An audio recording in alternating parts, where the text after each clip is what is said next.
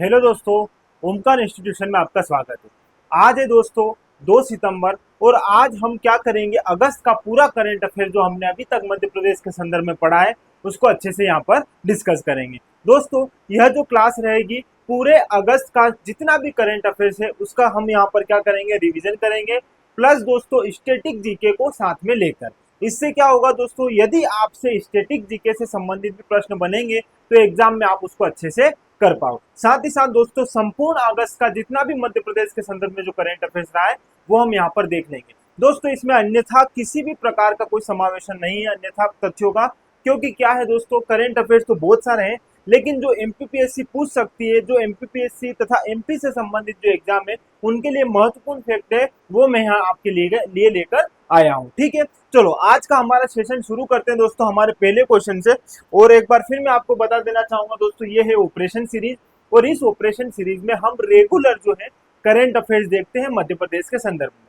दोस्तों जितनी प्रमुख खबरें होती है जो एग्जाम के लिए जरूरी है और उससे संबंधित जितने भी तथ्य है वो मैं यहाँ आपको डिस्कस करवाता हूँ हर दिन। तो दोस्तों यदि आप पहली बार जुड़ रहे हैं तो देखिएगा दोस्तों हर दिन की क्लास, क्योंकि उस क्लास में मैं आपको जितना भी मध्य प्रदेश का करंट अफेयर्स रहता है पर डे का वो अच्छे से यहाँ पर बताता हूँ। ठीक है, चलो आज हमारे पहले क्वेश्चन से हम शुरुआत करते हैं आज के इस सेशन की। तो ये है हमारा दोस्तों अगस्त में हमने जितनी भी सारी चीजें पढ़ी थी उनका निचोड़ है दोस्तों। इस वीडियो में अगस्त से संबंधित जितने भी इंपॉर्टेंट फैक्ट है सारे मैं यहाँ पर लेकर आया हूँ। आपको कहीं भी जाने की जरूरत नहीं है, पूरा करंट अफेयर्स में आपका यहाँ पर कंप्लीट करवाऊंगा।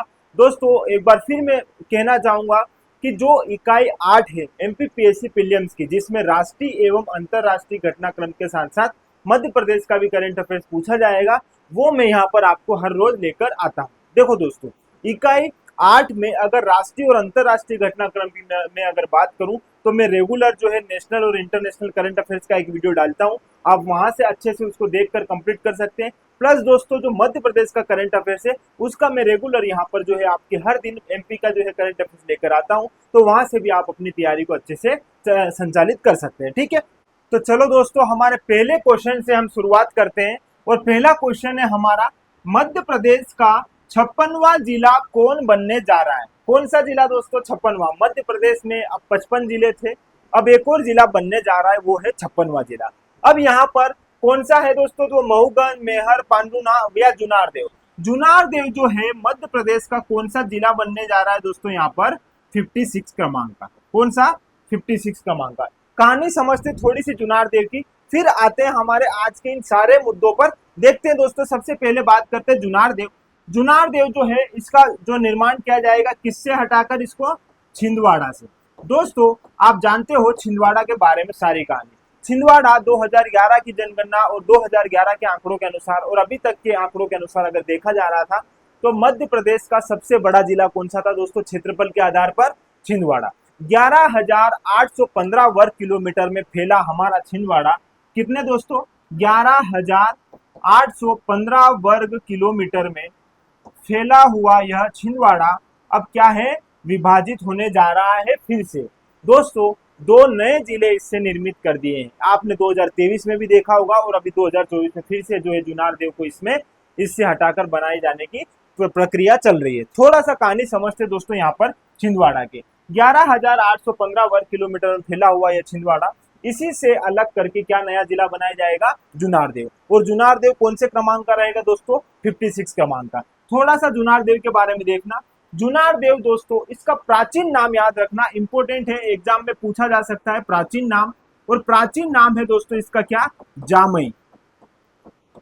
जामई जो है इसका क्या है दोस्तों? प्राचीन नाम। एक और फैक्ट यहाँ पर याद रखना, यहाँ पर पहाड़ियां है जो एग्जाम में पूछी जा सकती है कि निम्नलिखित में से कौन सी पहाड़ियां जो है किस जिले से संबंधित है। तो यहाँ पर पहाड़ियां है दोस्तों तामई की पहाड़ियां।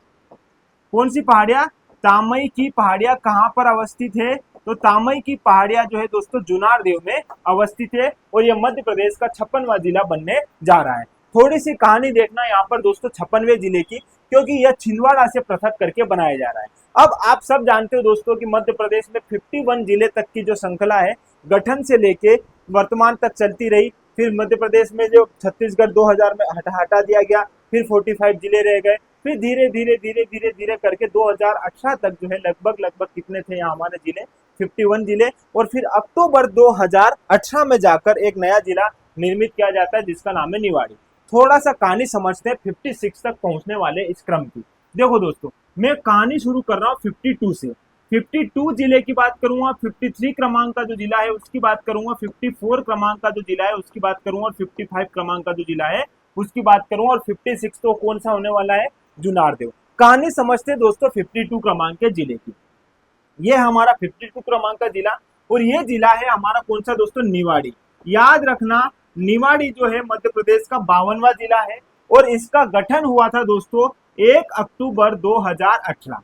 ठीक है, अब किससे हटा के इसको बनाया गया था, तो टीकमगढ़ से पृथक करके इसको बनाया गया था। ये जानकारी आपको पता है, ठीक है, ये जानकारी आपको पता है, ठीक है। आगे बात करते हैं दोस्तों 53 क्रमांक का। ये याद रखना 53 क्रमांक का कौन सा है, ठीक है, तो ये बना हमारा मऊगंज।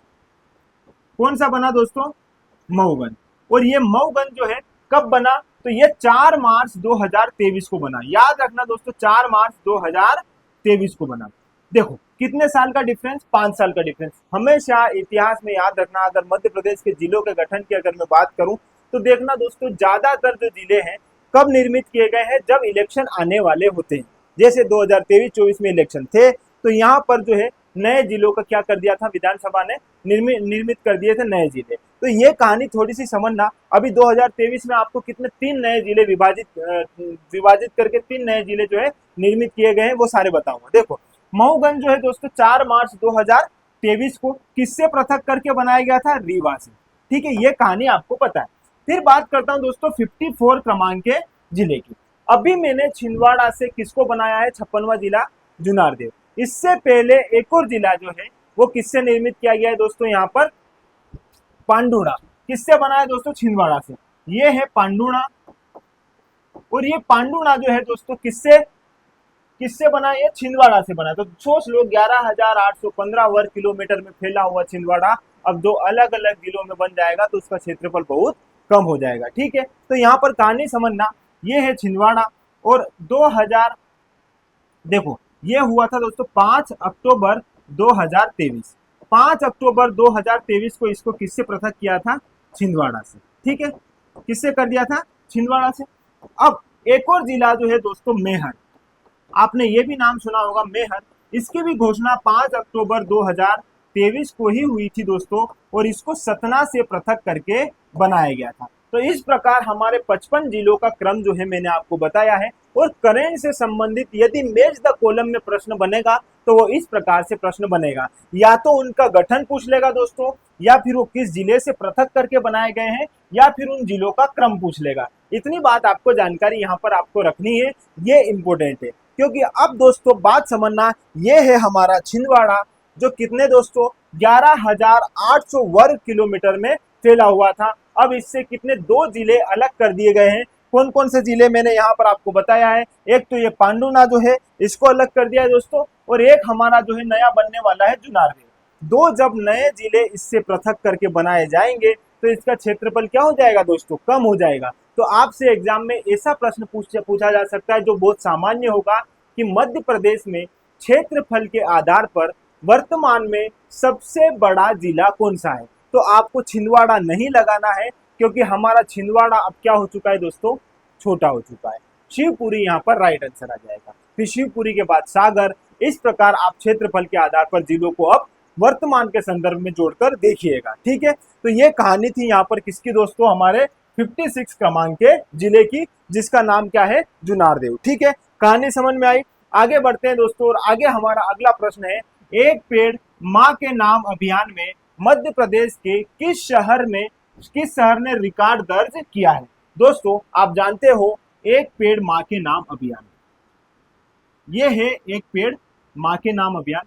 और आप ये भी जानते हो दोस्तों कि यह अभियान विश्व स्तर पर अपनी जगह बना रहा है। ठीक है, और अगर भारत के संदर्भ में भी देखा जाए तो मध्य प्रदेश का एक शहर जिसका नाम है दोस्तों इंदौर, इसने अपने नाम यह रिकॉर्ड दर्ज किया है, और एक दिन में 11 लाख पौधे लगाए हैं हमारे इंदौर ने।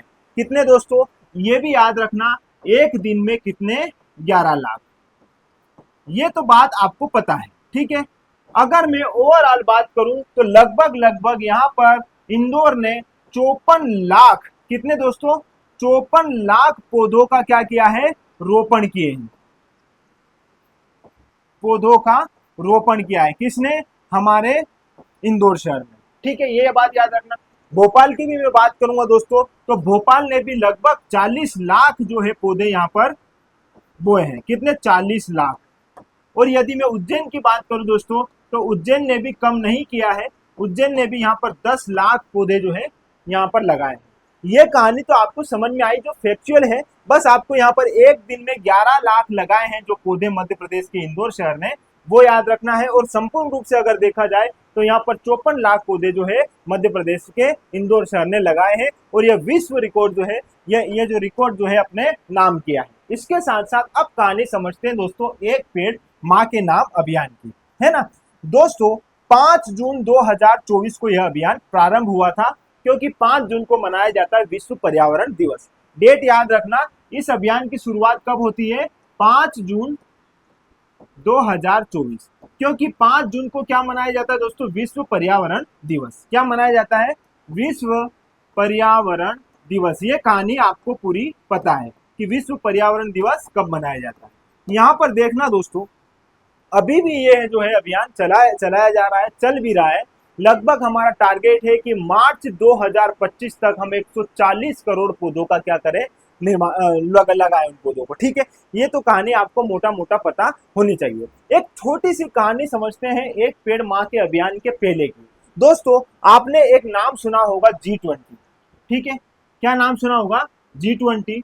और G20 ने अपनी एक थीम जो है, इस बार जो इसका सामूहिक इस सम्मेलन में जो आयोजन हुआ था, उसमें इसकी एक थीम थी। वो थीम आप याद रखिएगा। देखो उस थीम में भी यही बात दर्शाई थी, तो यहाँ पर इस थीम को भी आप उस हिसाब से जोड़िए, और एग्जाम में ऐसे प्रश्न बनते भी हैं। देखो वो थीम थी क्या दोस्तों, वन अर्थ, क्या थी ये याद रखना, बहुत इंपॉर्टेंट है। वन अर्थ, वन फैमिली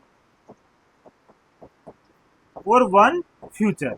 देखो दोस्तों ये कहानी आपको मैं इसलिए बता रहा हूं कि यहाँ से प्रश्न बनेगा, क्योंकि G20 के जो सम्मेलन में यह थीम आई थी, यह भी जो है पर्यावरण को ध्यान में रखकर, फैमिली को ध्यान में रखकर, अर्थ को ध्यान में रखकर इस बात को दर्शाती है। और मध्य प्रदेश द्वारा चलाया गया जो हमारा अभियान है 5 जून को, जो हमारा एक पेड़ माँ के नाम अभियान है, यह अभियान भी जो है दोस्तों क्या है, पर्यावरण को ध्यान में रखकर प्लस फैमिली, मतलब अपने माँ को जो है यहाँ पर जो है सम्मान देते हुए एक पौधारोपण का जो है कार्यक्रम हमने प्रारंभ किया था। दोस्तों यहाँ पर मैं बात इसलिए कर रहा हूँ क्योंकि चैंपियंस ऑफ द अर्थ के नाम से जो है नरेंद्र मोदी को यहाँ पर क्या किया गया है, सम्मानित किया गया है। क्या दोस्तों, चैंपियन ऑफ द अर्थ, ठीक है। ये बात भी आप यहाँ पर याद रखना, तो ये बिंदु थोड़ा इंपोर्टेंट था, ठीक है।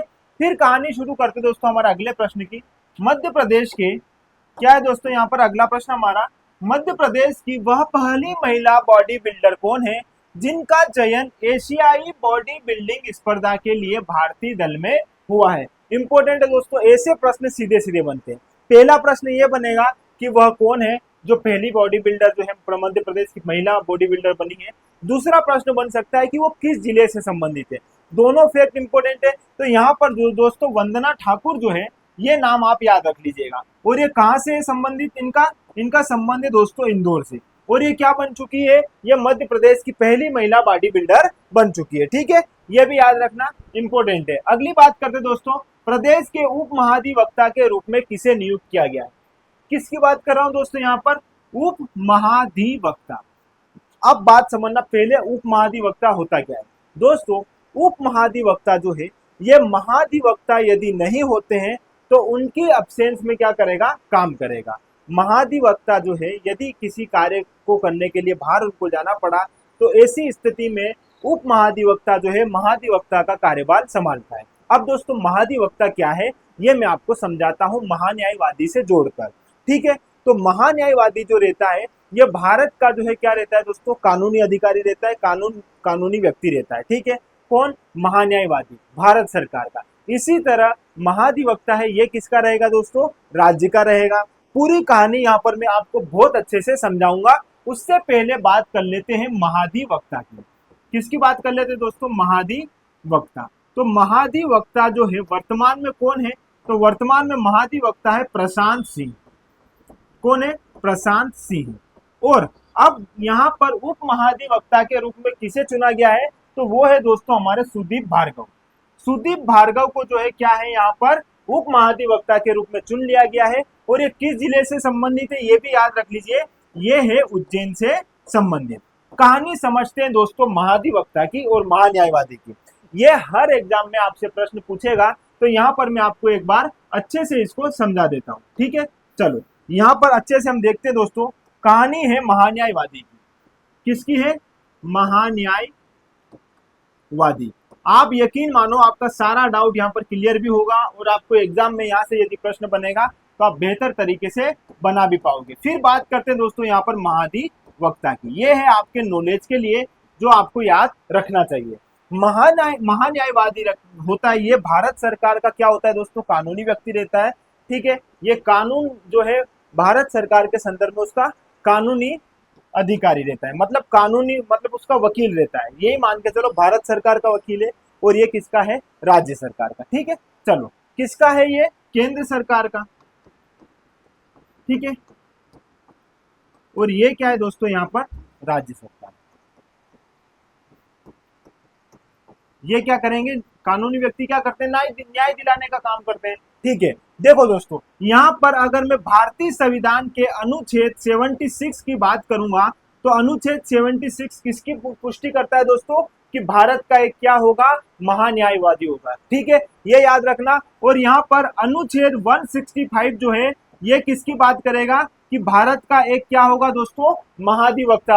राज्य में एक क्या होगा दोस्तों? महाधिवक्ता होगा। दोनों फैक्ट आप यहाँ पर याद रखना। एक मोस्ट इंपोर्टेंट फैक्ट है जो आपको यहाँ पर याद रखना चाहिए महान्यायवादी के संदर्भ में दोस्तों।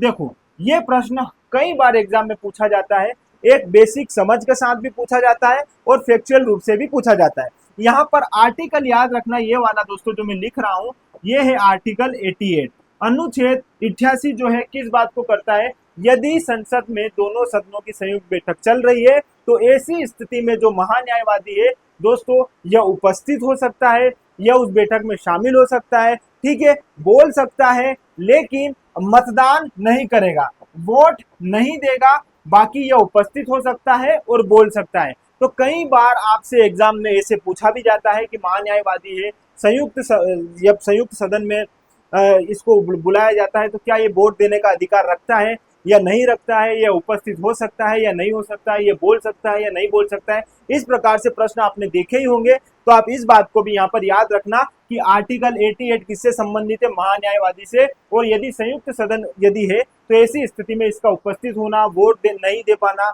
बोलना, इन सब बातों की कौन ये जाहिर करता है? इस बात को अनुच्छेद 88। ये बात भी यहाँ पर आप क्या कर लेना दोस्तों? याद रखना। फिर यहाँ पर याद रखना इसकी नियुक्ति कौन करेगा दोस्तों? इसकी नियुक्ति कौन करेगा ये आपको यहाँ पर याद रखना है। राष्ट्रपति। राष्ट्रपति इसकी क्या करेगा? नियुक्ति करेगा। लेकिन राष्ट्रपति भी इसकी योग्यता के आधार पर ही इसको क्या करेगा? नियुक्त करेगा। तो ऐसा व्यक्ति जो सुप्रीम कोर्ट में न्यायाधीश बनने की योग्यता रखता हो वो क्या होगा? यहाँ पर इसका उसको महान्यायवादी के रूप में नियुक्ति कर सकता है। कौन? राष्ट्रपति। क्या होना चाहिए दोस्तों? कि सुप्रीम कोर्ट जो है हमारा सुप्रीम कोर्ट है, यहाँ पर वो न्यायाधीश बनने की क्या रखता हो? योग्यता रखता हो। ठीक है, क्या रखता हूं? योग्यता रखता हूं। यदि मैं यहाँ पर फिर से आऊं दोस्तों तो यहाँ पर नियुक्ति कौन करेगा? नियुक्ति कौन करेगा इसकी? तो वहां पर अगर राष्ट्रपति कर रहा है तो यहाँ पर कौन करेगा? राज्यपाल करेगा। फिर अगर मैं बात करूं दोस्तों इनको हटाएगा कौन? तो ये क्या करते हैं दोस्तों? प्रसाद पर्यंत रहते हैं किसके? राष्ट्रपति के। और ये कहां पर? महाधिवक्ता किसके प्रसाद पर्यंत रहते हैं दोस्तों? राज्यपाल के प्रसाद पर्यंत। मतलब ये कि जब तक मेरी मर्जी है तब तक मैं अपने पास रखूंगा, नहीं तो मैं क्या कर दूंगा? हटा दूंगा। बात समझना। तो यहाँ पर इन्हें कौन हटाता है दोस्तों? हटाएगा भी कौन? राष्ट्रपति। और यहाँ पर महाधिवक्ता को कौन हटाएगा? राज्यपाल। ये कहानी समझ में आई। तो ये है दोस्तों आपके किसके संदर्भ में हमने बात करी? महान्यायवादी के संदर्भ में और महाधिवक्ता के संबंध में। ठीक है, ये कुछ फैक्ट है जो आपको क्या है यहाँ पर दोस्तों याद रखने हैं। ठीक है, चलो कहानी हमारी फिर से हम आते हैं। तो ये था हमारा प्रश्न और इसमें जो है महाधिवक्ता के रूप में जो है हमारे कौन है वर्तमान में मध्य प्रदेश के प्रशांत सिंह। और यदि मैं उप महाधिवक्ता के रूप में बात करूं किसकी नियुक्ति हुई है तो सुदीप भार्गव जी की नियुक्ति हुई है। और ये कहां से दोस्तों, उज्जैन से है। ठीक है, पूरी कहानी आपको यहाँ पर अच्छे से समझ में आई होगी। आगे बात करते हैं दोस्तों कुनो अभ्यारण्य। कुनो अभ्यारण्य के किस चीते का हाल ही में मृत्यु हो गई है। दोस्तों यहाँ पर कुनो अभ्यारण्य में एक हमारा जो चीता था उसकी क्या हो चुकी है, मृत्यु हो चुकी है। इतना बड़ा विषय क्यों है, इस बात को थोड़ा सा समझिएगा। दोस्तों हाल ही में चीते जो है विलुप्ति की कगार पर जा रहे हैं। ऐसे में इनका संरक्षण देने के लिए, इनको बचाने के लिए सरकार निरंतर जो है क्या कर रही है दोस्तों, यहाँ पर इनके पालन के लिए, इनके संरक्षण के लिए कार्य कर रही है। ठीक है, अब कहानी थोड़ी सी समझना। यहाँ पर कौन सा चीता है जिसकी हाल ही में मृत्यु हुई है, तो उस चीते का नाम है पवन। जो पवन है यह अब जो है हमारे बीच में नहीं रहा है और इसकी क्या है, डूबने से मृत्यु हो गई है। दोस्तों कहानी समझते हैं चीते की। ठीक है, सितंबर 2022 में, कब दोस्तों याद रखना, सितंबर 2022 में सरकार द्वारा जो है चीता प्रोजेक्ट प्रारंभ हुआ। कौन सा प्रोजेक्ट शुरू किया सरकार ने, चीता प्रोजेक्ट। और इस चीता प्रोजेक्ट में दोस्तों चीताओं के संरक्षण के लिए कार्य किया। और आप अफ्रीका का एक शहर है जिसका नाम है दोस्तों नामीबिया। और नामीबिया से हमने कितने दोस्तों यहाँ पर लगभग 10 चीते जो है, सॉरी 8 चीते जो है हमने यहाँ पर क्या है नामीबिया से मंगवाए थे। कितने दोस्तों, 8। और अब इन चीतों के संरक्षण के लिए हमने कुनो पालनपुर अभ्यारण्य जो है या कुनो अभ्यारण्य को चुना था। ठीक है, तो ये कहानी किसकी है दोस्तों, चीते की, जो हाल ही में हमारे यहाँ पर संरक्षण के लिए लाए गए थे। प्लस उसमें एक चीता जो है हमारा क्या है यहाँ पर पवन, डूबने से उसकी क्या हो चुकी है, मृत्यु हो चुकी है। थोड़ी सी कहानी समझते हैं दोस्तों कुनो अभ्यारण्य की। इंपॉर्टेंट है, अभ्यारण्य से प्रश्न बनते हैं। देखो दोस्तों मैं बात करता हूँ यहाँ पर कुनो अभ्यारण्य की। ठीक है, थोड़ा सा आप इस कहानी को समझना। कुनो अभ्यारण्य जो है दोस्तों 1981 में इसे सेंचुरी के रूप में निर्मित किया था। ठीक है, लेकिन क्या होता है, इस 81 को मैं चेंज कर दूंगा तो ये हो जाएगा 18 और यह हो जाएगा 2018। 2018 में इसे राष्ट्रीय उद्यान का दर्जा दे दिया गया है। ठीक है दोस्तों, ये क्या बन गया यहाँ पर, राष्ट्रीय उद्यान। कब बन गया, 2018 में। और ये क्षेत्र कौन सा है, ये आपको यहाँ पर याद रखना है। क्षेत्र इसका इंपॉर्टेंट है और क्षेत्र है दोस्तों श्योपुर मुरैना। श्योपुर व मुरैना वाला जो क्षेत्र है हमारा, यह जो है किसके अंतर्गत आता है, इस क्षेत्र के अंतर्गत आता है। कौन सा अभ्यारण्य, कुनो अभ्यारण्य। और इसी कुनो अभ्यारण्य में नामीबिया से हमने क्या लाए थे दोस्तों, चीते। और इन चीतों का संरक्षण किया जा रहा था। यदि आप देखोगे 2023 में हमने अफ्रीका से और भी चीते मंगवाए थे यहाँ पर, है ना, ये बात भी आप यहाँ पर याद रखना। तो हाल ही में पवन जो है उसकी यहाँ पर क्या हो चुकी है दोस्तों, मृत्यु हो चुकी है। 2022 का चीता प्रोजेक्ट आप याद रखना। और अब बात करते हैं दोस्तों यहाँ पर नामीबिया की। नामीबिया क्या है दोस्तों, ये है आपका अफ्रीका। आपने अफ्रीका का मैप देखा होगा और अफ्रीका के पश्चिम में स्थित यह जो है कंट्री है नामीबिया। और नामीबिया की जो राजधानी है दोस्तों वो है विंडहोक। क्या है, यहाँ पर लिख रहा हूं दोस्तों इसकी राजधानी, विंडहोक। ये राजधानी याद रख लीजिएगा, कई बार एग्जाम में राजधानी से प्रश्न पूछा जाता है। अब ये वाला एरिया तो हमारा किसका हो गया, नामीबिया का। और ये नामीबिया जो है दोस्तों ये अफ्रीका के पश्चिम में स्थित एक कंट्री है। और यहाँ पर बुशमैन, आपने नाम सुना होगा, बुशमैन कालाहारी, यह जो है जनजातियां जो है यहाँ पर पाई जाती है। सारा मरुस्थल में फैला हुआ यह आपका कंट्री है। ठीक है, नामीबिया। ये छोटी सी इसकी कहानी है। बाकी आपको कुनो अभ्यारण्य से ये जो है प्रश्न आपको यहाँ पर याद रखनी है। स्थापना, कब राष्ट्रीय उद्यान बना, कब प्रोजेक्ट आया, श्योपुर मुरैना इसका क्षेत्र है, ये बिंदु है आपके लिए इंपॉर्टेंट। ठीक है, चलो कहानी बढ़ाते हैं आगे। और आगे हमारा प्रश्न है दोस्तों मध्य प्रदेश का। क्या है हमारा प्रश्न दोस्तों, मध्य प्रदेश टूरिज्म बोर्ड के संयुक्त संचालक श्री वडेरिया ने किस पर्वत पर लहराया तिरंगा। जो हमारे वडेरिया जी हैं, क्या है, ये संयुक्त संचालक है कहाँ के, टूरिज्म बोर्ड के। और इन्होंने हाल ही में माउंट किलिमंजारो पर क्या बना दिया दोस्तों, यहाँ पर माउंट किलिमंजारो पर इन्होंने अपना तिरंगा लहरा दिया है। अपना तिरंगा लहराया है इन्होंने कहाँ पर, माउंट किलिमंजारो में। माउंट किलिमंजारो की मैं बात करूं तो ये दोस्तों अफ्रीका की सबसे ऊंची चोटी है। कहाँ की, अफ्रीका की। अफ्रीका में भी एक शहर है दोस्तों तंजानिया, और इसी तंजानिया की यह सबसे ऊंची क्या है, चोटी है। ये आप यहाँ पर याद रखना। इस चोटी की अगर मैं ऊंचाई की भी बात करूं दोस्तों तो 5895 मीटर जो है इसकी क्या है, यहाँ पर ऊंचाई है, ये बिंदु भी आपको याद रखना है। इसके साथ साथ दोस्तों यह जो हमारे वडेरिया जी जो है, इन्होंने न केवल अफ्रीका की सबसे ऊंची चोटी पर तिरंगा लहराया है, बल्कि इन्होंने यूरोप की सबसे ऊंची चोटी, कहाँ की दोस्तों, यूरोप की सबसे ऊंची चोटी, जिसका नाम क्या है, माउंट एल्ब्रूज। क्या नाम है दोस्तों, माउंट एल्ब्रूज। और इस माउंट एल्ब्रूज पर भी इन्होंने क्या किया है, यहाँ पर तिरंगा लहराया। अब माउंट एल्ब्रूज है कहाँ पर दोस्तों, यह रूस में है, और यहाँ पर भी इन्होंने क्या है, अपना तिरंगा लहराया है। तो ये फैक्ट आपके लिए इंपॉर्टेंट है, आपको ये याद रखना है, ठीक है। चलो आगे की बात करते हैं हमारे प्रश्न की। 3 दिवसीय IATO राष्ट्रीय सम्मेलन 30 अगस्त से कहां पर आयोजित होगा। दोस्तों 3 दिनों तक चलने वाला यह हमारा राष्ट्रीय सम्मेलन जो है कहां पर आयोजित होने वाला है, तो यह आयोजित होगा दोस्तों भोपाल में, ठीक है। कहां पर होगा, भोपाल में। देखो सबसे पहले बात करते हैं, यह 3 दिवसीय सम्मेलन कब से कब तक चल रहा है, 30 अगस्त से लेके 2 सितंबर तक यह चलेगा, ठीक है। ये कहानी आपको पता है। अब इसका पहले आप याद रखो फुल फॉर्म, पहले तो नाम याद रखना है इसका फुल फॉर्म। तो इसका फुल फॉर्म है दोस्तों इंडियन एसोसिएशन, ये फुल फॉर्म एग्जाम में पूछे जाते हैं, ये बात हमेशा याद रखना। इंडियन एसोसिएशन ऑफ टूर, क्या है दोस्तों, टूर ऑपरेटर्स, क्या नाम है इसका, ये है आपका IATO। और यह जो है कहां पर आयोजित होने वाला है, यह सम्मेलन भोपाल में। और ये 3 दिवसीय सम्मेलन है, जो अभी आज इसका लास्ट डे दोस्तों 30 अगस्त से यह प्रारंभ हो चुका है, और आज यानी 2 सितंबर के दिन इसको क्या है, इसको समाप्त कर दिया जाएगा। अब इसमें 800 से अधिक ऑपरेटर्स जो है उन्होंने शामिल हुए हैं और अपनी गतिविधियों के बारे में बताएंगे, जिससे क्या होगा, हमारे पास भी जो है इन ऑपरेटर्स की जानकारी मिलेगी, जिससे हम टूर में और हमारा जो टूरिज्म डिपार्टमेंट है इसमें बेहतर तरीके से योजनाओं को भी संचालित कर पाए और बेहतर तरीके से इसका विकास कर पाए। ये कहानी आपको यहाँ पर याद रखनी है, ठीक है। चलो आगे बात करते हैं दोस्तों यहाँ पर अगले प्रश्न की। रक्षाबंधन पर लाडली बहनों को कितने रुपए में गैस सिलेंडर देने की मध्य प्रदेश सरकार द्वारा घोषणा की है। दोस्तों लाडली बहना योजना बहुत चलन में रही है। सबसे पहले आप ये याद रखो कि यह लाडली बहना योजना कब शुरू हुई थी। पहली बात तो आपको कुछ भी हो ये याद जरूर रखना, क्योंकि MPPSC योजनाओं की तारीख पूछती है कि यह किस तारीख को आई थी यह योजना। दोस्तों कई बार हम सारी जानकारियां याद रखते हैं, लेकिन बेसिक सी जो बात होती है कि योजना का प्रारंभ क्या हुआ है, इसका क्राइटेरिया, वो जानकारी हम नहीं ले पाते हैं और एग्जाम में गलत करके आ जाते हैं।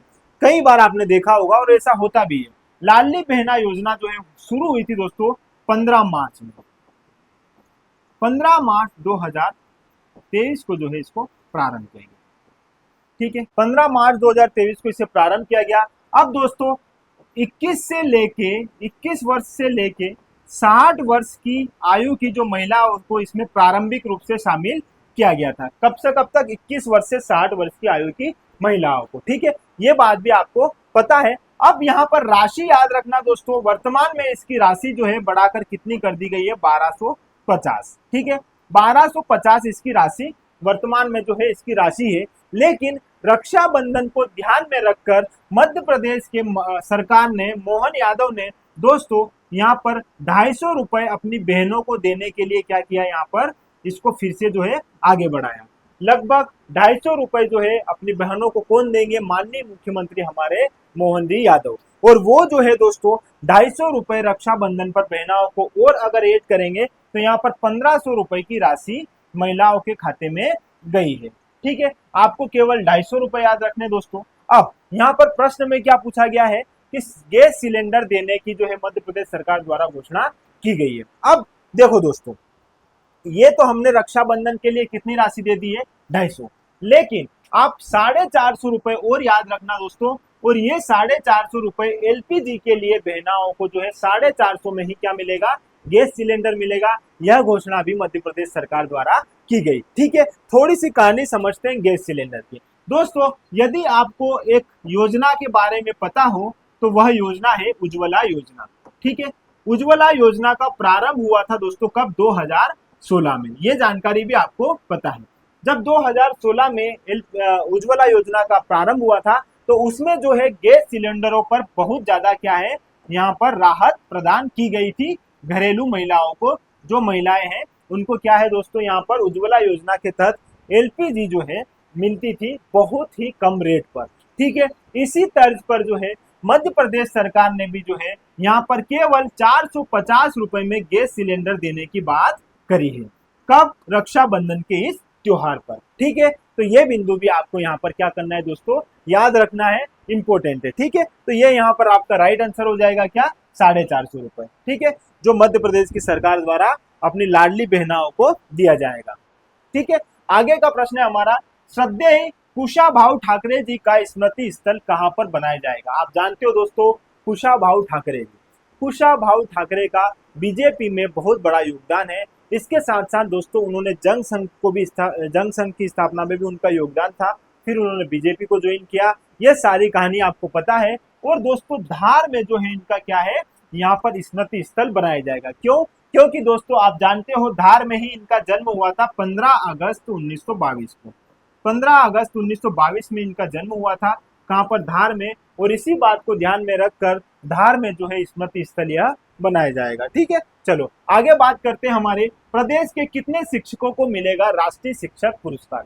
दोस्तों मध्य प्रदेश को राष्ट्रीय शिक्षक पुरस्कार के लिए भी सम्मानित किया जा रहा है। और ऐसे मध्य प्रदेश के कितने, 3 शिक्षक हैं जिनको क्या दिया जाएगा यहाँ पर, राष्ट्रीय शिक्षा पुरस्कार। थोड़ी सी राष्ट्रीय शिक्षा पुरस्कार की बात करते हैं दोस्तों। यह पुरस्कार जो है 5 सितंबर को वितरित किए जाएंगे। अब 5 सितंबर आप जानते हैं दोस्तों शिक्षक दिवस के रूप में मनाया जाता है, लेकिन शिक्षक दिवस के रूप में मनाया तो जाता है, लेकिन किस व्यक्ति की याद में मनाया जाता है, तो वह व्यक्ति हमारे डॉक्टर सर्वपल्ली राधाकृष्णन जी। क्या नाम है इनका दोस्तों? सर्वपल्ली इनका नाम है। ये नाम आप याद रखना दोस्तों, पूरी कहानी बताऊंगा इनकी। डॉक्टर सर्वपल्ली राधाकृष्णन। ठीक है, अब इनको क्यों दोस्तों इन्हीं के जन्मदिन पर मनाया जाता है हमारे यहाँ पर यह शिक्षक दिवस, तो समझना दोस्तों ये हमारे भारत के पहले क्या है दोस्तों, उपराष्ट्रपति। क्या है? पहले उपराष्ट्रपति। और दूसरे क्या बने थे हमारे यहाँ पर ये दोस्तों, राष्ट्रपति।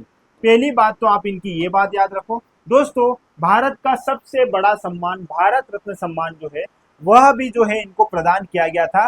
और 1954 में इनको वह प्रदान किया गया था भारत रत्न, और भारत रत्न से इनको सम्मानित किया गया था। 1954 की ये डेट भी आपको याद रखनी है, यहाँ से भी प्रश्न सीधा सीधा बनता है। ठीक है, चलो अब बात करते हैं दोस्तों, इनकी तो हमने बात करी, और इन्हीं के जन्म दिवस के अवसर पर हम जो है राष्ट्रीय शिक्षक दिवस मनाते हैं और राष्ट्रीय शिक्षक पुरस्कार जो है प्रदान करते हैं। नई दिल्ली में इन पुरस्कारों का आयोजन किया जाएगा, लेकिन यहाँ पर मध्य प्रदेश के 3 ऐसे शिक्षक हैं जिनको दोस्तों क्या है यहाँ पर यह प्रदान किया जाएगा। अब वो 3 शिक्षक कहाँ कहाँ से, देखो समझना दोस्तों, दमोह से है जिनका नाम है माधव प्रसाद। क्या नाम है इनका? माधव प्रसाद। और ये दमोह के इस विद्यालय में क्या है, पढ़ाते हैं। फिर बात करते हैं दोस्तों मंदसौर की। मंदसौर की अगर मैं बात करूंगा तो यहाँ पर मिलेंगे हमारे सुनीता गोधा। सुनीता गोधा जी जो है इनको मंदसौर से जो है सम्मानित प्रदान किया जाएगा। और एक और है डिंडोरी से दोस्तों, और इनका नाम है सुनीता गुप्ता। इनको भी जो है यह सम्मान प्रदान किया जाएगा। तो मध्य प्रदेश के 3 ऐसे मेंबर हैं जिनको राष्ट्रीय शिक्षक पुरस्कार से सम्मानित किया जा रहा है। पूरी कहानी आपको समझ में आई होगी, आगे की कहानी हमारी शुरू करते हैं। ठीक है, चलो। किस राज्य के मुख्यमंत्रियों ने श्री कृष्ण गमन पथ नामक एक नया धार्मिक सर्किट विकसित किया है? आप जानते हैं दोस्तों यहाँ पर मुख्यमंत्री, देखो ये है पथ गमन पथ योजना, श्री कृष्ण गमन पथ योजना। यहाँ पर राजस्थान व मध्य प्रदेश दोनों के मुख्यमंत्रियों द्वारा इस योजना को प्रारंभ किया गया है। राजस्थान के सीएम जो है दोस्तों जिनका नाम है भजन लाल शर्मा। ठीक है, क्या नाम है इनका? भजन लाल शर्मा। और मध्य प्रदेश के जो सीएम है आप जानते हो दोस्तों जिनका नाम है मुख्यमंत्री हमारे माननीय मोहन जी यादव। ठीक है, ये भी बात आप यहाँ पर याद रखना। अब ये दोनों राज्य क्या करेंगे दोस्तों, कहां से कहां तक, तो अगर मैं राजस्थान की बात करूंगा तो राजस्थान के मथुरा से लेके दोस्तों हमारा ये कॉरिडोर कहाँ तक चलेगा, उज्जैन तक, मध्य प्रदेश के उज्जैन तक। तो ये दोनों जो है बात आप यहाँ पर याद रखना। और ये धार्मिक रूप से इस सर्किट का क्या किया जा रहा है, विकास किया जा रहा है, जिससे धार्मिक गतिविधियों के साथ साथ दोस्तों आर्थिक गतिविधियां भी बढ़े और साथ साथ में दोनों राज्यों के मध्य जो है अपना समन्वय बढ़े और समन्वय के रूप में समन्वय से जो है अपना विकास दोनों राज्य जो है अच्छे से करें। यहाँ पर दोनों जो सरकार है बीजेपी की है, आप जानते हो, इसलिए यह जो है सर्किट लॉन्च किया गया है। कहानी इतनी समझ में आई। चलो आगे की बात करते हैं दोस्तों, यहाँ पर हमारे अगले बिंदु की, राज्यसभा के लिए किसने निर्विरोध निर्वाचित किया गया, किसे निर्विरोध निर्वाचित किया गया दोस्तों, राज्यसभा के लिए। दोस्तों आप जानते हो लोकसभा से चयन हो गया है किसका, हमारे माननीय ज्योतिरादित्य सिंधिया का। वो गुना सीट से थे दोस्तों, अब ऐसी स्थिति में वो सीट क्या हो गई है, वहां पर खाली हो गई है। पहले वो राज्यसभा सीट से थे, अब लोकसभा सीट से उनका चयन हो गया है। तो वो सीट जो खाली है उसको भरने के लिए निर्विरोध रूप से किसको चुना गया है दोस्तों यहाँ पर, तो ये है हमारे जॉर्ज कुरियन। जॉर्ज कुरियन को जो है यहाँ पर क्या किया गया है, चुना गया है। अब बात समझना, जॉर्ज कुरियन दोस्तों है कहां से, ये केरल से। कहां से, केरल से। और दोस्तों मोदी कैबिनेट जो है, मोदी कैबिनेट के ये पहले ईसाई मंत्री हैं। मोदी कैबिनेट के पहले क्या है दोस्तों ये, और पहले भी और एकमात्र ईसाई मंत्री हैं। ये बात आप यहाँ पर क्या कर लेना दोस्तों, थोड़ी सी याद रख लेना, ठीक है। चलो आगे बात करते हैं हमारे अगले बिंदु की। SGS-ITS को 72 साल में पहली बार NAAC से कौन सी ग्रेड प्राप्त हुई है, ठीक है। पहले बात करते हैं दोस्तों SGS-ITS की, ठीक है क्या दोस्तों। आपसे एग्जाम में सीधा सीधा प्रश्न इस प्रकार भी बन सकता है कि SGS-ITS कॉलेज कहाँ पर है। दूसरी बात आपसे ये पूछा जा सकता है इसकी स्थापना कब हुई। तीसरी बात आपसे ये पूछा जा सकता है इसका फुल फॉर्म क्या है। फुल फॉर्म देखना दोस्तों, हम सबको पता है SGS-ITS है क्या, लेकिन आपको नाम याद रखना है इसका हिंदी में। क्या नाम याद रखना है दोस्तों, हिंदी में देखो, श्री गोविंद, क्या नाम है इनका, श्री गोविंद राम सेकसरिया। अब ये नाम इनका क्या हो गया, हिंदी हिंदी का हो गया, श्री गोविंद राम सेकसरिया। अब वो इंफॉर्मेशन टेक्नोलॉजी एंड साइंस, आगे का जो है आपको ये याद रखना है, इंफॉर्मेशन टेक्नोलॉजी एंड साइंस। तो ये फुल फॉर्म है किसका, SGS-ITS का। और हाल ही में मतलब दोस्तों 72 साल में पहली बार जो है इसको क्या मिला है, NAAC से ग्रेड प्राप्त हुआ है। और कौन सा ग्रेड प्राप्त हुआ है, ग्रेड प्राप्त हुआ है यहाँ पर A ग्रेड, ठीक है। अब A ग्रेड तो प्राप्त हुआ है, इससे पहले थोड़ी सी कहानी समझते हैं NAAC की, ठीक है। तो NAAC क्या है दोस्तों, national assessment of accreditation council, मतलब दोस्तों राष्ट्रीय मूल्यांकन एवं प्रत्यारण काउंसिल। अब ये क्या करती है दोस्तों, जो उच्च संस्थान है हमारे हायर एजुकेशन वाले जितने भी संस्थान है, उन संस्थानों को क्या करती है दोस्तों, उनकी गुणवत्ता देखती है, वहां की गतिविधियां देखती है और इसके आधार पर उनको ग्रेड प्रदान करती है। कौन सी संस्थान दोस्तों, NAAC। इसकी स्थापना हुई थी 1994 में। पहली बात आप ये याद रखो दोस्तों, 1994 में अस्तित्व में आई और बेंगलुरु में इसका क्या है, हेडक्वार्टर। बेंगलुरु में क्या है इसका हेडक्वार्टर, ये बात आपको पता है। अब बात समझते हैं दोस्तों हमारे श्री गोविंद राम सेकसरिया ITS की, इंफॉर्मेशन टेक्नोलॉजी एंड साइंस की, ठीक है। तो SGS-ITS को 72 साल में ये जो है ग्रेड प्राप्त हुआ है और प्राप्त कौन सा हुआ है, A ग्रेड, ठीक है। अब यहाँ पर दोस्तों ये है कहाँ पर, ये याद रखना, इंदौर में यह स्थित है। चलो आगे बात करते हैं, योजनाओं की जानकारी हेतु मध्य प्रदेश सरकार द्वारा कौन सी ऐप लॉन्च की गई है। दोस्तों कई बार हमें योजनाओं की जानकारी होती ही नहीं है। हम जब जिस योजना का व्यक्ति कोई लाभ ले रहा है, यदि उसको लाभ नहीं मिल रहा है तो फिर भागा भागा कहाँ जाएगा, दफ्तर जाएगा जहाँ पर उसका ऑफिस रहेगा, जिस डिपार्टमेंट का, वहां पर जाएगा, जानकारी लेगा, मिली नहीं मिली वापस आएगा, अगले दिन फिर जाएगा, फिर आएगा, और इस तरह अपना समय जाया करता है और परेशानी अलग। लेकिन अभी जो है दोस्तों यहाँ पर मध्य प्रदेश की सरकार ने एक ऐप लॉन्च की है जिसका नाम है दोस्तों पात्रता ऐप। इस पात्रता ऐप के माध्यम से हमें यह जानकारी मिल जाएगी कि आप किस योजना के लिए पात्र हो, और यदि आप पात्र हो भी तो आपको कौन कौन से डॉक्यूमेंट जो है किसी योजना के लिए आवश्यकता पड़ेगी उन डॉक्यूमेंट्स की। इसके साथ साथ आपको कितना लाभ मिलेगा, क्या क्या उसका दायरा रहेगा, सारी जानकारी जो है इस ऐप के माध्यम से पता चल जाएगी, ठीक है। इसके साथ साथ एक और पोर्टल नाम याद रखना दोस्तों, इसका अग्रदूत पोर्टल, मोस्ट इंपोर्टेंट पोर्टल है जो मैं आपको यहाँ पर बता रहा हूँ। देखो दोस्तों ये है अग्रदूत पोर्टल, और यह अग्रदूत पोर्टल भी मध्य प्रदेश के जनसंपर्क विभाग द्वारा लॉन्च किया गया है। इस अग्रदूत पोर्टल में होगा क्या दोस्तों, आपको मैसेज के माध्यम से जो मल्टीमीडिया है या सोशल साइट जो है इनके माध्यम से, व्हाट्सअप हुआ, इन टेलीग्राम हुआ, इनके माध्यम से आपको क्या दिया जाएगा, मैसेज प्रदान किया जाएगा।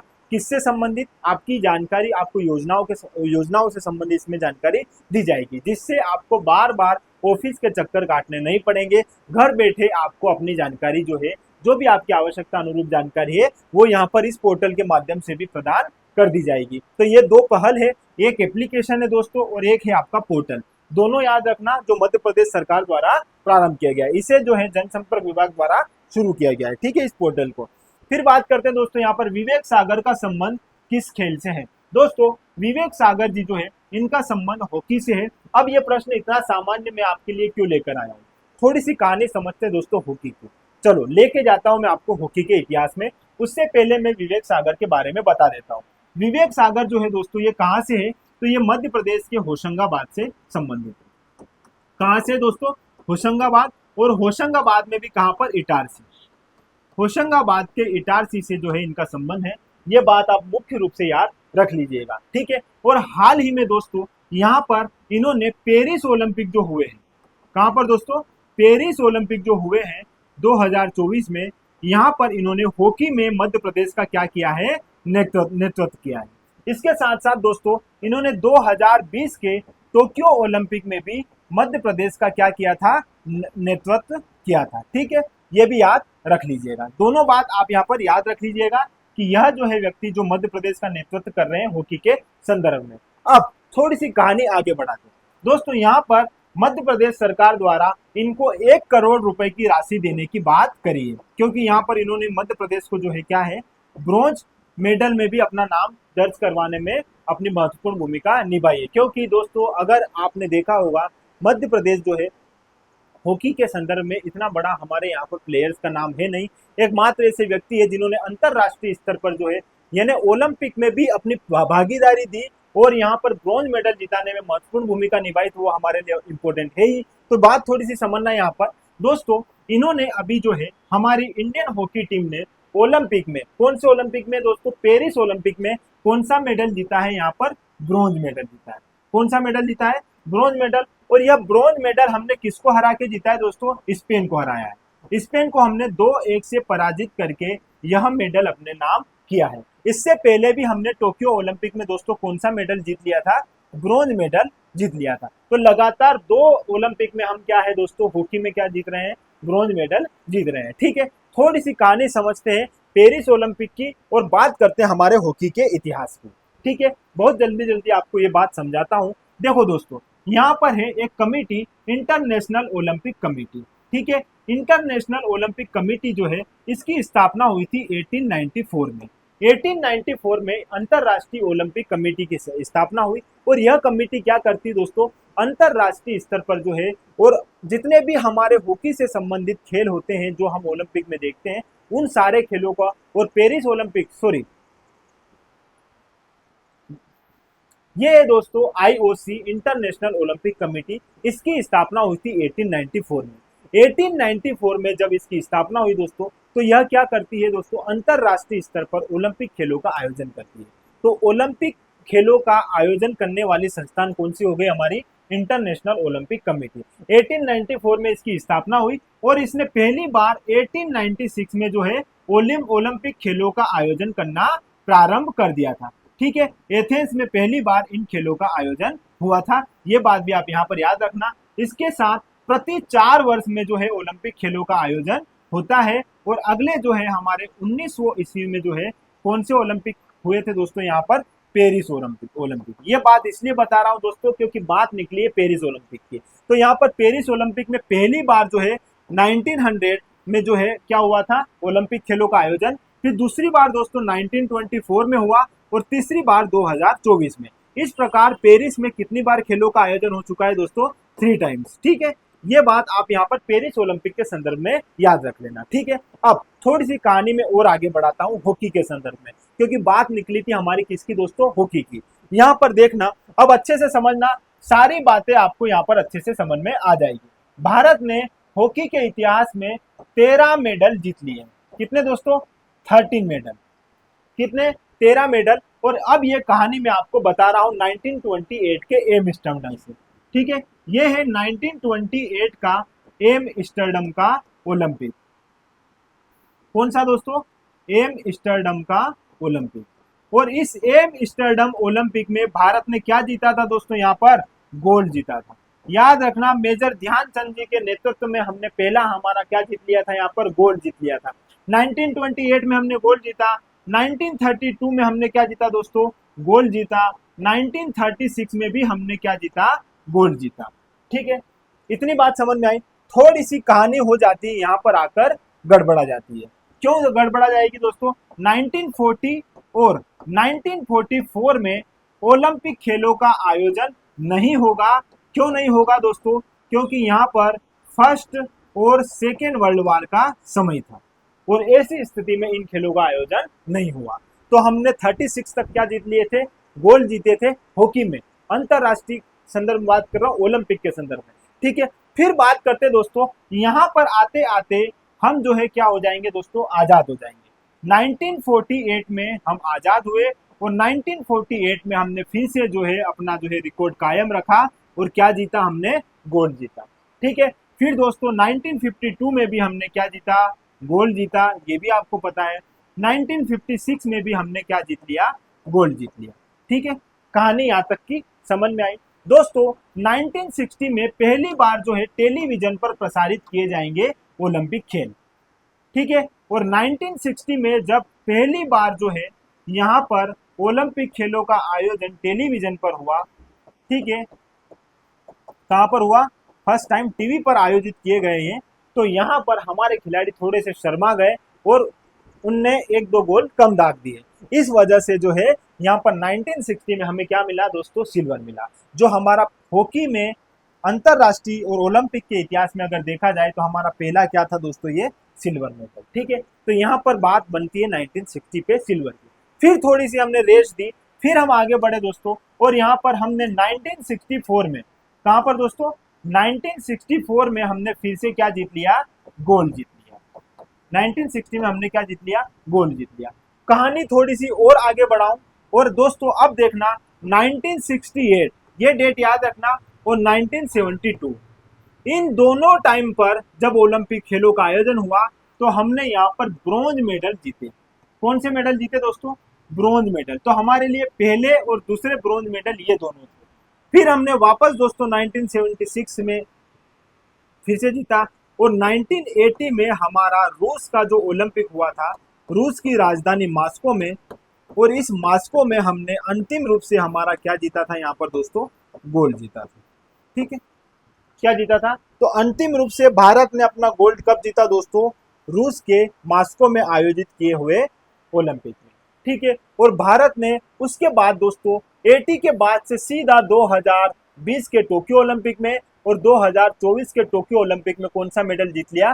ब्रॉन्ज मेडल जीत लिया। इस प्रकार भारत ने कुल 4 ब्रॉन्ज मेडल जीत लिए हैं और मध्य प्रदेश के हमारे विवेक सागर ने अंतरराष्ट्रीय स्तर पर ओलंपिक के इतिहास में 2020 व 2024 में भागीदारी दी अपनी हॉकी के संदर्भ में। इसलिए मध्य प्रदेश सरकार द्वारा उन्हें जो है 1 करोड़ रुपए की राशि प्रदान की जा रही है। ठीक है, ये बात भी आप यहाँ पर याद रखिएगा। मैंने सारा यहाँ पर आपको पूरा बताने का प्रयास किया है अच्छे से। आप, आई होप आपको इसमें समझ में आया होगा। भगवान बिरसा मुंडा स्वरोजगार योजना कब प्रारंभ की गई? दोस्तों आप जानते हो, देखो यूनिट 10 मध्य प्रदेश में जनजातियां, ठीक है, आप जानते हो यहाँ से प्रश्न बनते ही है। एमपीपीएससी ने पिछली बार ही यहाँ से एक प्रश्न बनाया था, डेट नहीं पूछी थी, लेकिन ये पूछा था कि यह जो है रोजगार से संबंधित किस व्यक्ति के नाम से जो है योजनाएं चल रही है। आपको सारी जानकारी होगी इस बात की। थोड़ा सा यहाँ समझना दोस्तों, अभी जो है जनजाति विभाग द्वारा लगभग 33 करोड़ के आसपास की जो है राशि किसके लिए आवंटित की है इन लोगों ने? जनजातियों से संबंधित। और किस योजना के लिए? बिरसा मुंडा स्वरोजगार योजना के लिए लगभग 33 करोड़ की राशि यहाँ पर जनजाति विभाग द्वारा दी गई है। तो यहाँ पर इस जनजाति द्वारा दी गई है। तो यहाँ पर ये जो योजना है, इस योजना की डेट हमारे लिए इंपॉर्टेंट है कि ये योजना कब प्रारंभ की गई थी। दोस्तों 6 सितंबर 2022 को यह योजना प्रारंभ की गई थी, आपको ये वाली बात याद रखना है। इसी के साथ दोस्तों टांटिया मामा आर्थिक कल्याण योजना कब प्रारंभ की गई थी? इसमें भी दोस्तों 5 करोड़ की लगभग इसमें राशि प्रदान की गई है जनजाति लोगों को। इस योजना में जो भी भागीदारी है जिन लोगों की, उन लोगों को। तो यहाँ पर ये योजना भी इंपॉर्टेंट है और यह 2013 में इसको क्या किया गया था दोस्तों, प्रारंभ किया गया था। ये कहानी भी आपको यहाँ पर याद रखनी है। फिर बात करते हैं दोस्तों, नानाजी देशमुख पशु चिकित्सा विश्वविद्यालय का कुलपति किसे नियुक्त किया गया है। दोस्तों नानाजी देशमुख पशु चिकित्सा विश्वविद्यालय 1956 में इसे स्टैब्लिश किया गया था। कहां पर है ये, जबलपुर में। पहली बात तो आपको ये याद रखनी है। और मनदीप शर्मा जो है, इनको यहाँ पर इनका क्या दोस्तों, कुलपति नियुक्त कर दिया है। ठीक है, ये बात भी याद रखना। फिर बात करते हैं दोस्तों, हाल ही में किस राज्य को प्रतिष्ठित टूरिज्म अवार्ड से सम्मानित किया है। दोस्तों मध्य प्रदेश को प्रतिष्ठित टूरिज्म अवार्ड से सम्मानित किया गया है, ये बात आप जानते हो। ठीक है, आपको ये बात याद रखनी होगी। ठीक है, चलो। और यहाँ पर पर्यटन एवं संस्कृति मंत्री कौन है हमारे, ये भी याद रखना, पर्यटन व संस्कृति मंत्री। अगर ये राष्ट्रीय स्तर पर मैं बात करूंगा दोस्तों, तो क्या नाम है इनका, गजेंद्र सिंह शेखावत। गजेंद्र सिंह शेखावत। ठीक है, चलो आगे बात करते दोस्तों हमारे अगले बिंदु की। यहाँ पर मध्य प्रदेश जनजाति संग्रहालय कहाँ स्थित है। दोस्तों कई बार एग्जाम में पूछा जाता है मध्य प्रदेश जनजाति संग्रहालय कहाँ पर है, तो यह भोपाल में स्थित है दोस्तों यह जनजाति संग्रहालय क्या करता है, अभी आपने नाम सुना होगा 52 शलाका। क्या दोस्तों, 52 शलाका। और ये 52 शलाका जो है कब से कब तक आयोजित की गई है दोस्तों, ये 3 अगस्त से लेके 30 अगस्त तक जो है आयोजित की जाएगी। अब ये जो डिपार्टमेंट क्या करता है, ये संग्रहालय क्या करता है, मध्य प्रदेश जनजाति संग्रहालय दोस्तों, ये एक प्लेटफॉर्म रेडी करता है उन चित्रकारों के लिए जो जनजातियों से संबंधित है। और वो फिर क्या करते हैं, वहां पर अपनी भागीदारी करते हैं और अपनी जो उनकी जो भी पेंटिंग रहती है उसको क्या करते हैं, बेचते हैं। ठीक है, और इस प्रोसेस को बोलते हैं लिखनदरा। ये भी याद रखना दोस्तों, लिखनदरा। लिखनदरा का जो है आयोजन किया जाता है। और यह जो है, यह प्लेटफॉर्म रेडी कौन करता है, मध्य प्रदेश जनजाति संग्रहालय। तो हाल ही में 52 नंबर की जो शलाका जो है बेची गई है, और यह गोंड जनजाति की एक महिला है जिनको यह जो है मिला है। 52 शलाका के रूप में उनको जाना जाएगा। उनका नाम है दोस्तों यहाँ पर सुनैना तकाम। ठीक है, ये याद आप रख लीजिएगा, इंपॉर्टेंट है ये नाम भी। और 52 क्रमांक की शलाका जो है यहाँ पर निर्मित की गई है। ठीक है, तो ये मध्य प्रदेश जनजाति संग्रहालय के अंतर्गत प्लेटफॉर्म ये रेडी करता है इन सब चीजों के लिए। और ये कहाँ पर स्थित है, भोपाल में स्थित है। आगे बात करते हैं दोस्तों, बसामन मामा गो वन्य जीव अभ्यारण्य कहाँ स्थित किया जाएगा। दोस्तों रीवा में जो है बसामन मामा गोवन जीव अभ्यारण्य प्रारंभ किया जाएगा। और यह गोवंश से संबंधित जो भी पशु है उनको क्या दिया जाएगा, यहाँ पर संरक्षण प्रदान किया जाएगा। ठीक है, फिर बात करते हैं दोस्तों, प्रभात झा जिनका हाल ही में निधन हो गया है, उनका संबंध किस क्षेत्र से है। दोस्तों प्रभात झा जो है राजनीति से संबंधित है और इनका हाल ही में निधन हो गया है। ठीक है, ये बात याद रखना। 4 जून 1957 में इनका क्या हुआ था दोस्तों, जन्म हुआ था इनका दोस्तों बिहार में। कहाँ पर हुआ था, बिहार में। फिर जो है इनके माता पिता इनको कहाँ लेकर आ जाते हैं दोस्तों, ग्वालियर। और ग्वालियर में ही ये क्या करेंगे, अपनी शिक्षा जो है आगे की कंटिन्यू करेंगे।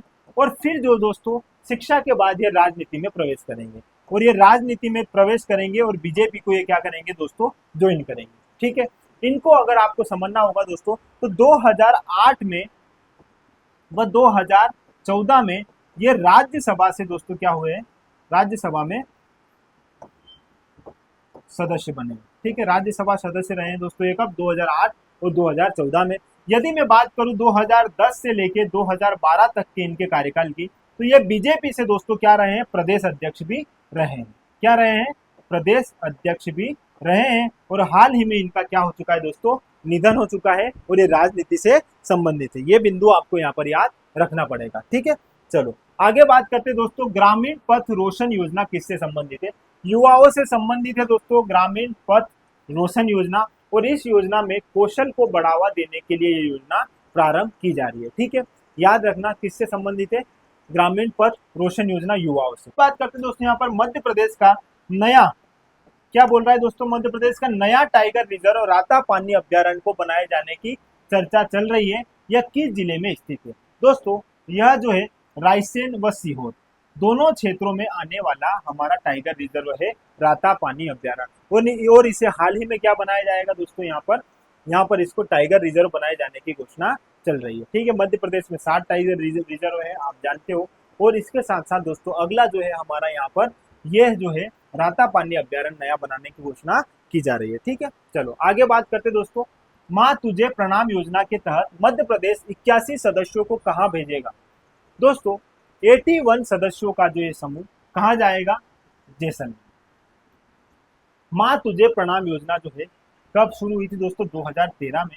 और इस योजना के तहत क्या है दोस्तों, इस योजना के तहत जो है युवाओं को अपने राज्य से बाहर अन्य राज्य में भेजा जाता है। ठीक है, इसमें क्या होता है दोस्तों, जो बॉर्डर्स रहती है इंडिया की, उन बॉर्डर्स पर ये बच्चे जो क्या करते हैं, भ्रमण करते हैं। और भ्रमण करने से वहाँ की चीज़ों को समझते हैं, देश प्रेम की भावनाओं के लिए जागृत होते हैं। तो ऐसे में मध्य प्रदेश सरकार द्वारा शिवराज सिंह जी चौहान द्वारा इस योजना का प्रारंभ किया गया था, माँ तुझे प्रणाम योजना। और इसके तहत मध्य प्रदेश के 81 सदस्यों को भेजा जाएगा कहाँ पर? जैसलमेर। ये बात आप यहाँ पर याद रखिएगा, इंपोर्टेंट है। बात करते हैं दोस्तों रानी दुर्गावती विश्वविद्यालय को NAAC द्वारा कौन सी ग्रेड प्राप्त हुई है? रानी दुर्गावती जो है दोस्तों ये 1957 में इसकी स्थापना की गई थी इसकी। और दोस्तों ये भी कहाँ है? जबलपुर में है। और हाल ही में NAC के बारे में मैंने आपको भी थोड़ी देर पहले बताया था, इसके द्वारा इसे भी दोस्तों A ग्रेड प्रदान की गई है। ठीक है, आगे बात करते हैं दोस्तों। बिजली चोरी करने पर मध्य प्रदेश सरकार ने कितने वर्ष की सजा का प्रावधान किया है? इंपॉर्टेंट है, पूछेगा नहीं वैसे एग्जाम में, लेकिन जानकारी होनी चाहिए दोस्तों। कई बार आप ग्रामीण क्षेत्र में देखते हो, जो हमारे तार रहते हैं सीधे लगा देते हैं हम बिजली के, जो हमारे खंभे रहते हैं उन पर। ठीक है, और सीधे वहां से इलेक्ट्रिसिटी ले लेते हैं। लेकिन अभी मध्य प्रदेश सरकार ने जो है क्या किया, यहाँ पर एक नियम बनाया है। और उसके लिए जो है चोरी करने वाले लोगों को, जो विद्युत चोरी करते हैं, उनके लिए क्या है यहाँ पर प्रावधान कर दिया है। थोड़ी सी कहानी समझना। एक विद्युत अधिनियम है दोस्तों। कौन सा अधिनियम है? विद्युत अधिनियम। और इस विद्युत अधिनियम की मैं अगर बात करूंगा दोस्तों, तो यह आया था 2003 में। कब आया था? 2003 में। ठीक है, और इसकी एक धारा है दोस्तों, धारा 135। और इस धारा 135 के तहत यदि कोई अब सीधे खंभे में तार लगाएगा तो उसको 2 साल की क्या हो जाएगी? सजा। 2 साल की सजा तो होगी ही होगी, प्लस दोस्तों 61,000 रुपए का उसमें जुर्माना भी आएगा। ठीक है, तो ये जुर्माने के साथ इसको आप क्या यहाँ पर अच्छे से देख लीजिएगा, इंपॉर्टेंट है ये सारी बातें। चलो आगे बात करते हैं दोस्तों। और एक व्यक्ति का नाम है राजेश रावत। देखो कहानी थोड़ी सी अगर निकली है तो सुनी लो दोस्तों। शिवपुरी संभाग का जो है एक व्यक्ति है जिसका नाम है क्या? राजेश रावत। उनके लिए एक लंबा केस जो है ये चल रहा था। और उस केस के चलने के बाद जो है यहाँ पर ये जो है विद्युत अधिनियम जो है इसके अनुसार जो है इस बात को फिर से जो है यहाँ पर अवेयर करने के लिए बताया गया है। ठीक है, ये बात आप यहाँ पर अच्छे से देख लीजिएगा। बात करते हैं दोस्तों, नागालैंड के मंत्री श्री एलोंग ने नई दिल्ली में आयोजित भारत मंडपम में बाघ प्रिंट का निरीक्षण किया। बाघ प्रिंट मध्य प्रदेश के किस जिले से संबंधित है? जो बाघ प्रिंट है दोस्तों ये मध्य प्रदेश के किस जिले से संबंधित है? ये आप जानते हो, ये मध्य प्रदेश के बाघ जो है मध्य प्रदेश के कहां से दोस्तों? बाघ प्रिंट जो है मध्य प्रदेश के धार से संबंधित है। कहां से? धार से संबंधित है। अब यहाँ पर समझना, नागालैंड के मंत्री श्री एलोंग ने, अब ये नागालैंड के मंत्री दिल्ली क्यों पहुंचे, थोड़ा समझ में आ रहा होगा। और यहाँ आकर भी इन्होंने भारत मंडपम में बाघ प्रिंट का निरीक्षण कैसे किया? तो दोस्तों कहानी समझते हैं 1972 की। जो यूनेस्को है, यूनेस्को आप जानते हैं दोस्तों, विश्व धरोहर के जितने भी स्थल रहते हैं उनको क्या क्या करता है दोस्तों? ये संरक्षण प्रदान करता है, उनको महत्व देता है। ठीक है, 1972 में एक डेट याद रखना, 1972। इस 1972 में यूनेस्को विश्व धरोहर, ये नाम याद रखना दोस्तों, यूनेस्को विश्व धरोहर सम्मेलन का आयोजन किया गया पहली बार। ठीक है, और अभी हाल ही में भारत में नई दिल्ली में दोस्तों इसका कौन से क्रमांक का? 46 क्रमांक का, ये 4 सितारे लगा लो, जो नई दिल्ली में आयोजित किया जा रहा है दोस्तों। 46 क्रमांक के इस सम्मेलन का आयोजन किया जा रहा है। और यहाँ पर जितने भी देश की प्रमुख जो हमारी विशेषताएं हैं जो भी है, वो वहां पर आकर अपना प्रदर्शन कर रही है। तो ऐसी स्थिति में हमारे बाघ प्रिंट के जो निर्माता हैं वह भी वहां पर पहुंचे हैं। और उन्होंने नागालैंड के मंत्री जो है उनसे मुलाकात करी और बाघ प्रिंट के बारे में अपना परिचय दिया और बताया। ठीक है, मोहम्मद यूसुफ उनका नाम है, आप जानते हो। लेकिन यहाँ पर थोड़ी सी कहानी ये है दोस्तों, ये 46 क्रमांक का जो है आपका क्या है, नई दिल्ली में जो आयोजित किया गया विश्व धरोहर सम्मेलन, ये आपको यहाँ पर याद रखना है। ठीक है, बात प्रिंट का आपको पता है धार से संबंधित है, लेकिन ये 46 क्रमांक का यहाँ पर आपको क्या करना है दोस्तों, याद रखना है। ठीक है, नई दिल्ली में इसे आयोजित किया गया है। पहला कब हुआ था, 1972 में। ठीक है, आगे की कहानी सुनाते हैं दोस्तों। रक्षाबंधन के त्योहार पर लाडली बहनों को कितने रुपए की अतिरिक्त राशि प्रदान की गई है। मैंने थोड़ी देर पहले ही बताया था 250 रुपए की जो इसमें राशि प्रदान की गई है। एक बार फिर बता देता हूँ, 15 मार्च 2023 को जो है इसको प्रारंभ किया गया था। ठीक है, 21 से 60 वर्ष की जो है महिलाएं इसमें क्या होंगे दोस्तों, शामिल होंगे। आरंभिक राशि अभी वर्तमान में इसकी 1250 है और 250 रुपए की जो है राशि कहां पर, रक्षाबंधन के त्योहार पर जो है यहाँ पर इनको दी जाएगी। 450 रुपए की राशि में ही इनको क्या मिल जाएगा दोस्तों, एलपीजी सिलेंडर। ये भी आप यहाँ पर अच्छे से याद रख लीजिएगा। ठीक है, चलो आगे कहानी बढ़ाते हैं।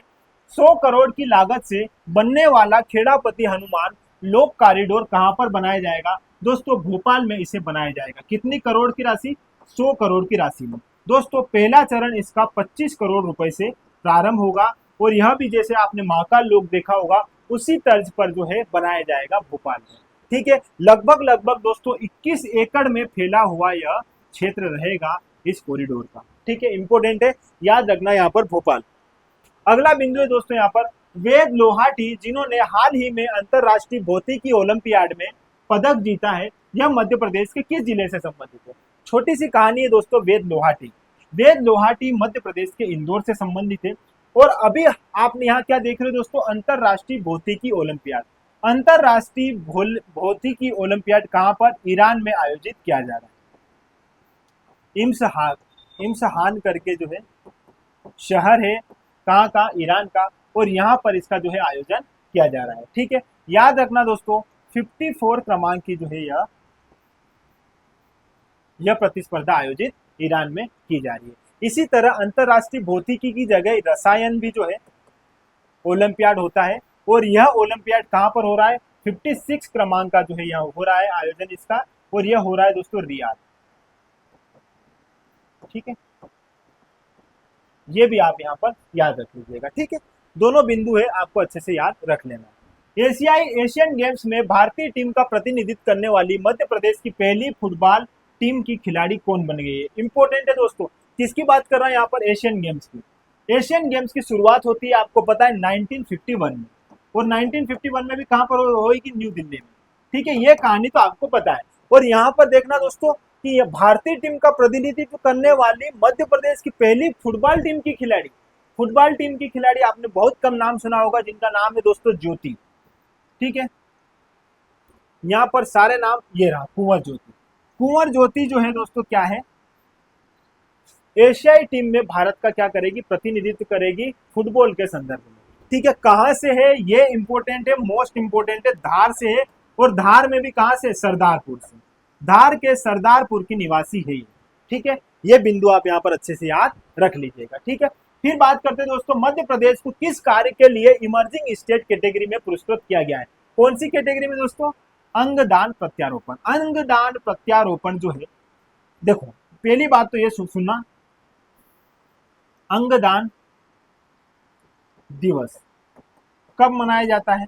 कई बार एग्जाम में पूछा गया है अंगदान दिवस कब मनाया जाता है, 3 अगस्त को मनाया जाता है। ठीक है, और यहाँ पर मध्य प्रदेश को दोस्तों यहाँ पर अंगदान प्रत्यारोपण के लिए क्या दिया गया है, इमर्जिंग स्टेट कैटेगरी में शामिल किया गया है। मोस्ट इंपोर्टेंट बात है, बहुत जरूरी है ये बात आपको यहाँ पर याद रखने की। ठीक है, इंपोर्टेंट था अंगदान दिवस भी। चलो, आरिफ अकील, जिनका हाल ही में निधन हो गया है, उनका संबंध किस क्षेत्र से। बात कर रहा हूं दोस्तों आरिफ अकील की।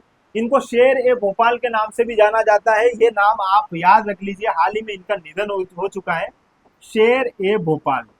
आने वाला है एग्जाम में, यहाँ से प्रश्न पूछेगा ही पूछेगा। शेर ए भोपाल के नाम से जाना जाता है और ये है राजनेता।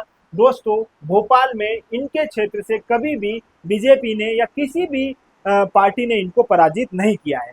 दोस्तों मूल रूप से ये राजनीति में है और राजनीति में भी इनकी पार्टी थी कांग्रेस। कौन सी थी, कांग्रेस। 6 बार के ये क्या रहे हैं, विधायक। अपने क्षेत्र से 6 बार के ये विधायक रहे हैं, 2 बार ये सांसद भी रहे हैं। सुनना कहानी, अभी तक किसी भी पार्टी ने इनको इनके क्षेत्र से नहीं पराजित किया था। बहुत अच्छा व्यक्तित्व था, बहुत अच्छी इनकी पहचान थी। आरिफ फकीर, जो आज हमारे बीच में नहीं है और शेर ए भोपाल के नाम से इनको जाना जाता है। ठीक है, पूरी कहानी आपको समझ में आई होगी। बात करते हैं दोस्तों सत्र 2024-25 के लिए मध्य प्रदेश में कितने मेडिकल कॉलेज खोले जाएंगे। दोस्तों मध्य प्रदेश में 3 नए मेडिकल खोले जा रहे हैं। ठीक है, देखो एनएमसी क्या है दोस्तों, नेशनल मेडिकल काउंसिल। क्या है दोस्तों ये नेशनल मेडिकल काउंसिल, ये क्या करती है, सीट्स देश में कितनी है मेडिकल को लेकर, मेडिकल की जितनी भी गतिविधियां होती है उनको अच्छे से क्या करती है, ये संचालित करती है। ठीक है, तो यहाँ पर एनएमसी ने जो है कितनी 150 नई सीट बढ़ाने की बात करी है। कहाँ पर, मध्य प्रदेश में। मतलब मध्य प्रदेश में 150 सीट बढ़ाई जाएगी, तो मध्य प्रदेश में अब टोटल सीट हो जाएगी मेडिकल की फील्ड में 2425। ये बात याद रखना। लेकिन अब ये 3 जगह जो है वो चुनी है, तो उन 3 जगहों को आप अच्छे से याद रखो। एक है दोस्तों मंदसौर, क्या है, मंदसौर। एक है दोस्तों नीमच। यहाँ हर जगह दोस्तों 50-50 सीट जो है निर्मित की जाएगी, और इस प्रकार टोटल जो है मध्य प्रदेश में अब 2425 सीट हो जाएगी। इसके साथ साथ आपको एक बात और याद रखना है दोस्तों, यहाँ पर 2 और अन्य जिलों में जो है 2025 में मेडिकल कॉलेज खोलने की बात चल रही है। श्योपुर है,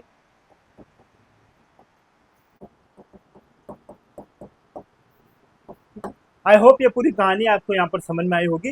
ठीक है, चलो आगे बात करते हैं दोस्तों। ये हमारे आज के पूरे सेशन की इतनी सी बातें हैं दोस्तों।